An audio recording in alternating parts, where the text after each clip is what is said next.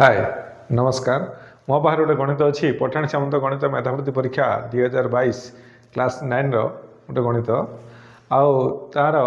option को मु लिखी ना कहीं ना ऑप्शन लिखिले ऑप्शन टाक पकईकि क्वेश्चन टाक बाहर करी हबो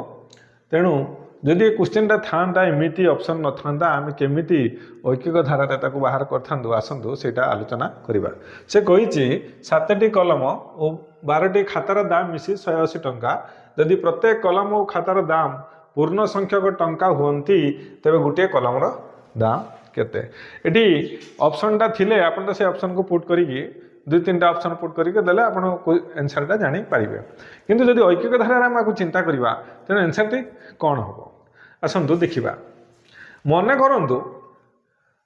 खाता आउ कलमर दाम सबू समान भावतु मन करंतु तेणु कौन हम ना कलम अच्छे आमर केतोटी 7टी आउ खाता अच्छी केते 12टी तेणु मुठ 19टी जिनिस आम पाखे अच्छी तेणु 180 टंका को भाग कले 19 रे आमर केते हम 19 नुआ 171 जदि प्रत्येक जिनिसर मूल्य आम समान धरिबा तेरे कौन हम ना प्रत्येक जिनिसर दाम केते 9 टंका लेखे हेई आउ 9 टंका बड़ी पड़ो जदि आम 7टा कलम 9 टंका लेखे आउ 12टी खाता 9 टंका लेखे घिनवा तेणु आहरी 9 टंका आम बाहर बड़ी पड़ो तेणु ताको आम एडजस्ट करवा केमी देखु एबे आको आम हिट एंड ट्रायल मेथड रे करवा कारण जदि आम या एल्जेब्रिक मेथड रे करवा आमको 2टा समीकरण दरकार किंतु ये 2टा समीकरण हो पार ना गोटे समीकरण हम तेणु आम हिट एंड ट्रायल मेथड रे करवा आसतु देखा जदि आम खातार दाम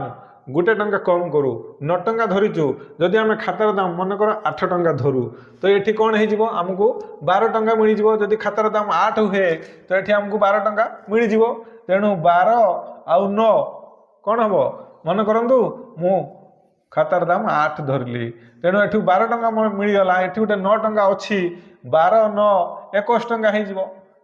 12 आउ 9 बढ़ी था 21 टंका हो जहाँकि जो 21 टंका को मैं 7टी कलम को संपूर्ण भाव में दे पारि प्रत्येक कलम को 3 टंका करी तेणु ये मो 9 टंका थिला मु 3 टंका करी देले हो 12 टंका ये भी संपूर्ण पूर्ण संख्यक टंका ये भी पूर्ण संख्यक टंका तेणु यहाँ हूँ तार आंसर आम कौन ना गोटे कलमर दाम 12 टंका और गोटे खातार दाम 8 टंका ये तो फास्ट ट्रायल हो गला आप फास्ट ट्रायल न हम आप 2 टंका कमेबे 3 टंका कमेबे जदि भी न होची आप पुणी कलम को कमे कमे चलिए एभली गणित को आप हिटेड ट्रायल ही मेथड ही करें आर किसी अन्य उपाय नहीं आशा करे मेथड टी आपको